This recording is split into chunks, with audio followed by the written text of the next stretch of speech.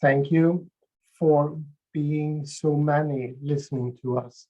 It's absolutely fabulous. Incidentally, I think it was something like 230 or 40 that registered for this event, but still 131 people listening is fabulous. Thank you. And also thank you, Susan, for your very good presentation on the status of our work package. And we, Susan and I, represent the work package that is part of this big project. And our objective is to try to establish an understanding of the matrix that enables a definition of what we actually mean with occupation, skills, and qualifications, and how they are linked together, or rather could be linked together in our case. So it's mine and the project's absolute conviction that you have a lot of possible input in this project. So this is definitely something for you. So I will try to go into some of the details we've been working with in the project.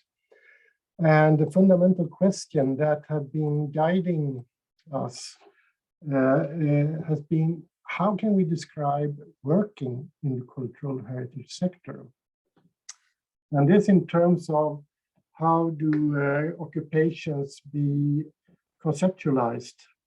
How can we do that? And how can we define and describe the skills and competencies for these occupations? We have been talking about essential skills, we're talking about transversal skills, but also generic skills. So what actually is shared from the janitor up to the museum director, what everyone needs to share in terms of working in the heritage sector. But also specific skills, of course. So what does a textile conservator need to have, or what does a restoration architect or a museum economist have for specific skills and competencies? And also, of course, how we get close links with the educational sector so that we have a secure provision of qualifications for the different occupations and skills needed in our area.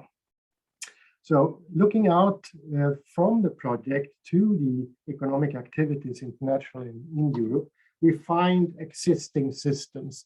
So the International Labour Organization has produced an international standard classification of occupations, which is acronymed as ISCO. And in ISCO, we have a number of codes for a number of professions, but the heritage sector is not that visible in that. It's not identified really. Building on ISCO, we have ESCO, which is the European Union Skills, Competences, Qualifications, and Occupations.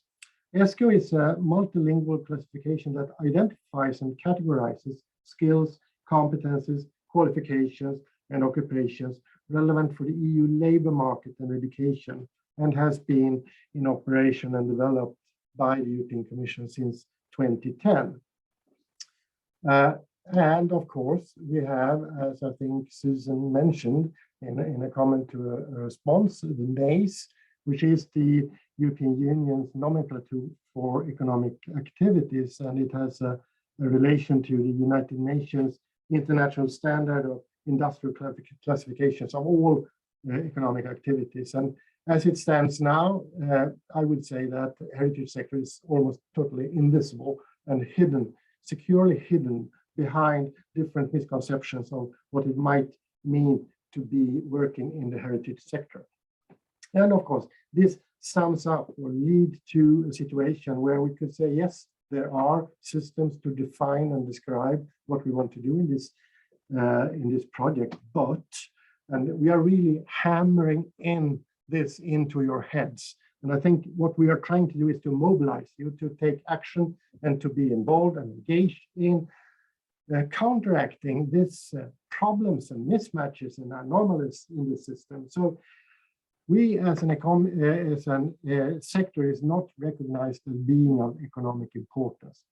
And the diversity of profession is not described in total. Instead, we could see that almost randomly, the heritage profession pops up in any of these international systems. Specific heritage sector skills, as well as essential skills and competencies, are not identified. the need for capacity building and upskilling needs to be organized systematically, as well as the relations between educational systems and practice area need to be set. And of course, as we have said, I think Europe is a diverse continent with a multitude of languages and cultural traditions.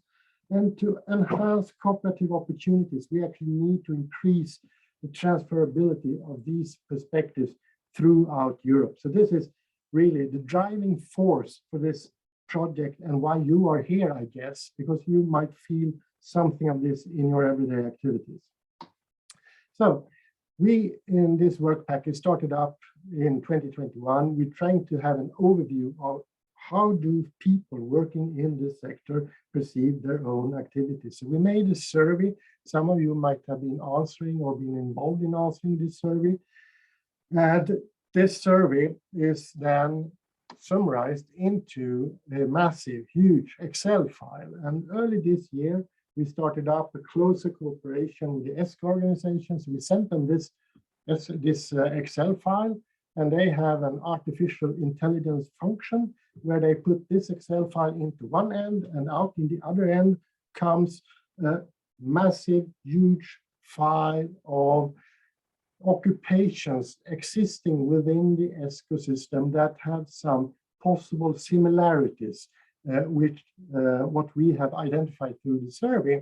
And we also got the essential skills and the optional skills for these ESCO occupations. So what we're doing now, what we want to do or trying to do, which is a big challenge, is to go through this output from the ESCO AI function to see how can we work with the skills that are already identified in the ESCO system, and how could we work with bringing them to us, defining them out of our experience. So our experience is also building on another input in how we think about occupations and skills. And that are the regional workshops that Herman said something about in the beginning of this webinar. And we have had one regional workshop in Bilbao in October last year. This year will be totally insane with a constant series of regional workshops starting up in April in Cebu, followed by Milano, Bremen, Alentejo, and Toscana. And then we're totally ended of mental capacity. So we take a half-year break before everything ends up 2023 in the autumn in Västra Götaland, West Sweden. So these regional workshops are absolutely necessary to provide us with a mapping of the cultural heritage ecosystem that Susan informed you about, the flower model, how that works, and how we could identify the three key issues that this project is all focusing on: the occupations, the skills, and the qualifications. So all these means of input, of data input into our project is quite all right and fully operational, but it's not sufficient, really not sufficient. And I'm happy that there were so many of you who wanted to listen to this webinar, because you are so important for the continuation of this project. Your input is so essential for us to actually start to answer questions on how are we doing things when we are doing it. So we want to engage you. So you absolutely stay on for the post-webinar.